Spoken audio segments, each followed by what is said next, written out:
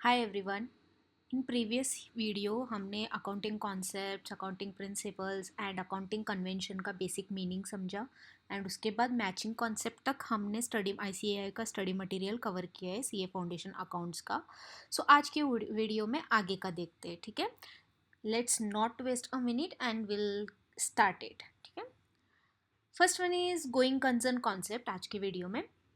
The financial statements are normally prepared on the assumption that an enterprise is a going concern and will continue in operation for the foreseeable future.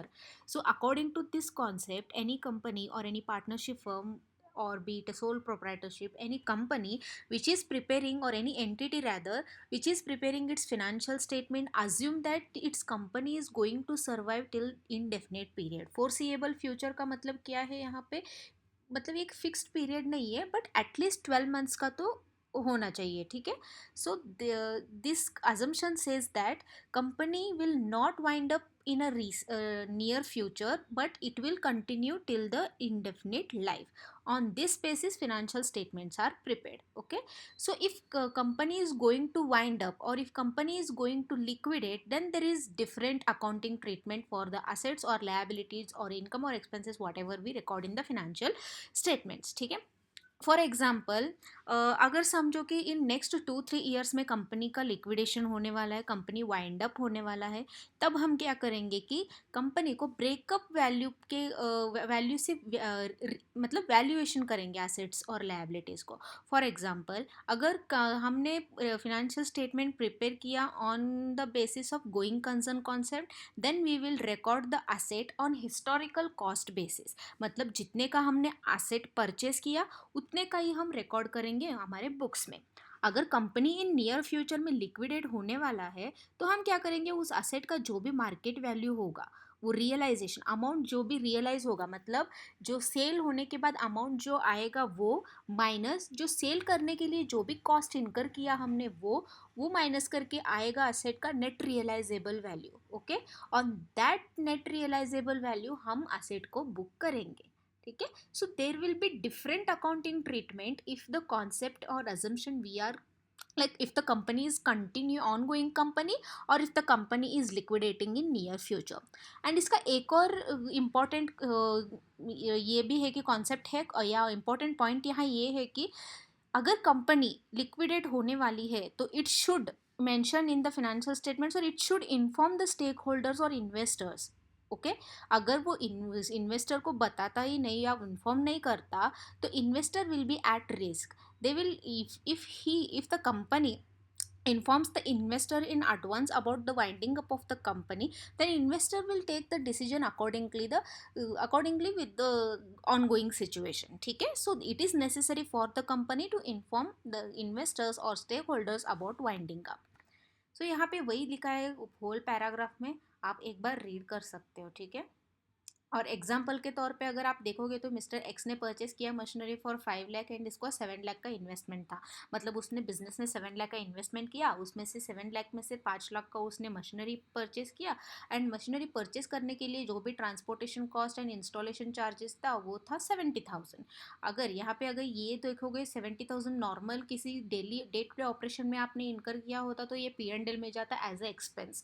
But यहाँ पे ये 70,000 या 70,000 जो भी आपने इनकर किया है वो असेट परचेस करने के लिए and to bring that asset in a working condition आप हमने ये एक्सपेंस किया है। So this will be capitalised, मतलब ये असेट में ऐड हो जाएगा। 5 लाख प्लस 70,000, 5,70,000, ओके। रिमेनिंग जो भी कैश ऑन हैंड था वो भी असेट के रूप में यहाँ पे बैलेंस शीट में मेंशन करेंगे। अगर कंपनी लिक्विडेट होने वाली है तो एनी इंक्रीज और decrease in asset as per the market value जब सेल होने के बाद जो भी आएगा वो हम रिकॉर्ड करेंगे।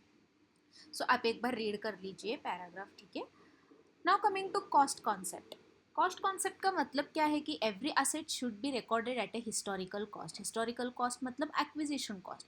सो एक्विजिशन कॉस्ट क्या है, यहाँ पे एक्विजिशन कॉस्ट ये है कि जब हम असेट और कोई मशीनरी हो या फर्नीचर हो, लैंड हो, बिल्डिंग हो, कुछ भी हो, हमने जो असेट परचेस करने के लिए कितना अमाउंट दिया है ना या एक्सपेंस किया है वो सब इंक्लूड होगा in this acquisition cost. Asset को हम वही हिस्टोरिकल कॉस्ट पे ही रिकॉर्ड करेंगे। बी, मार्केट वैल्यू कुछ भी हो, उसका मार्केट वैल्यू आज के तौर पे ज़्यादा हो या कम हो, कुछ भी हो, बट हम असेट को हिस्टोरिकल कॉस्ट पे ही मेजर करेंगे। This is the cost, this is what cost concept says. So by this concept, the value of an asset is to be determined on the basis of historical cost. In other words, acquisition cost. ठीक है, when a machine is acquired by paying 5 lakh, the following cost concept value of the machine is taken as 5 lakh. क्योंकि हमने purchase करने के लिए 5 लाख दिया, इसलिए हम उसको 5 लाख में ही रिकॉर्ड करेंगे। This is what cost concept says. Now coming to realisation concept. Realisation concept क्या है? रियलाइजेशन कॉन्सेप्ट में ये हम देखते हैं कि जब असेट हम बेचेंगे या सेल करेंगे, उसके बाद जो भी अमाउंट आएगा, नेट रियलाइजेबल वैल्यू, बेचने के बाद जो कैश आएगा या लीगल ओनरशिप आएगा, वो कैश के बेसिस पे हम जब रिकॉर्ड करते हैं ना असेट, उसको हम कहेंगे रियलाइजेशन कॉन्सेप्ट। रियलाइजेशन कॉन्सेप्ट मतलब एसेट बेचने के बाद जो अमाउंट रियलाइज होगा उसको हम कहेंगे realisation concept. It closely follows the cost concept. Cost concept में क्या होगा, हिस्टोरिकल कॉस्ट पे हम असेट को रिकॉर्ड करेंगे, बट इन रियलाइजेशन कॉन्सेप्ट हम नेट रियलाइजेबल वैल्यू पे असेट को रिकॉर्ड करेंगे। जब सेल करने के बाद अगर असेट का प्राइस होगा, परचेस होगा, कहीं किया है हमने 50,000 को और सेल कर रहे हैं हम 60,000 में, सो जो भी 10,000 इंक्रीज या डिक्रीज है वो उसके हिसाब से हम बैलेंस शीट में असेट को दिखाएंगे, ना कि हिस्टोरिकल कॉस्ट के हिसाब से। This is what realisation concept says. Any change in value of an asset is to be recorded only when the business realizes it, मतलब business earns it or business receives it. When an asset is recorded at its historical cost of 5 lakh and even if its current cost is 15 lakh, such change is not counted unless there is a certainty that such change will be materialized. Okay. For example, Mr. X purchased a piece of land on 1995 paying 2000. Its current market value is 1 lakh 2000 on 2022 December. ठीक है, should the accountant show the land at 2000 following the cost concept and ignoring 1 lakh value increase since it is not realized? If he does so, the financial position would be land 2000 दिखाएगा, capital 2000 दिखाएगा. Is it not proper to show in the following manner? Land 1 lakh 2000, capital 2000, unrealised gain 1 lakh. ठीक है, ये जो ऊपर का जो balance sheet है, अगर कॉस्ट कॉन्सेप्ट हम हिस्टोरिकल कॉस्ट कॉन्सेप्ट फॉलो कर रहा है कंपनी, तो वो क्या करेगा, हिस्टोरिकल कॉस्ट बेसिस पे, मतलब पहले जब 2000 में उसने परचेस किया था लैंड, उसी अमाउंट पे वो रिकॉर्ड करेगा असेट को 2000 एंड कैपिटल को, क्योंकि ये कैपिटल उसका इन्वेस्टमेंट था, तो कैपिटल को लायबिलिटी में शो करेगा। अगर रियलाइजेशन कॉन्सेप्ट है तो रियलाइजेशन कॉन्सेप्ट के हिसाब से तो आज के डेट पे मार्केट वैल्यू कितना है, 1 लाख 2000। 1 लाख 2000 पे वो लैंड दिखाएगा एंड 2000 उसका कैपिटल इन्वेस्टमेंट हुआ एंड अनरियलाइज्ड गेन, जो भी 1 लाख 2000 माइनस 2000 जो इंक्रीज अमाउंट है, गेन अमाउंट है, वो लायबिलिटीज में as a reserves and surplus में वो दिखाएगा। This is what realisation concept says. ठीक है, यहाँ पे अगर देखिए, nowadays the revaluation of asset has become a widely accepted practice when the change in value is of permanent nature. Accountants adjust such value through creation of revaluation और capital reserve. Revaluation reserve कब create करेंगे, अगर asset का value increase हो रहा है।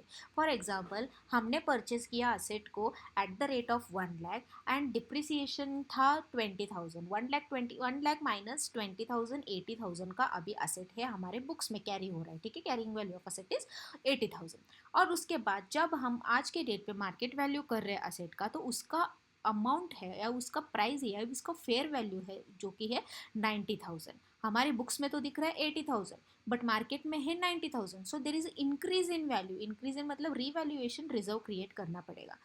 Suppose अगर market value 70,000 है, तो हमें क्या करना पड़ेगा, अभी बुक में ज़्यादा दिख रहा है बट मार्केट वैल्यू कम है, तो दिस इज कैपिटल रिजर्व। ठीक है, revaluation reserve for increase in the value and capital reserve for the decrease in the value. ठीक है, I hope you understood this concept. For next concept हम next एक video बनाएंगे, उसमें हम बाकी का कॉन्सेप्ट कवर करेंगे। Till then stay tuned and like and subscribe and support me like this only. Yeah, thank you so much, bye bye.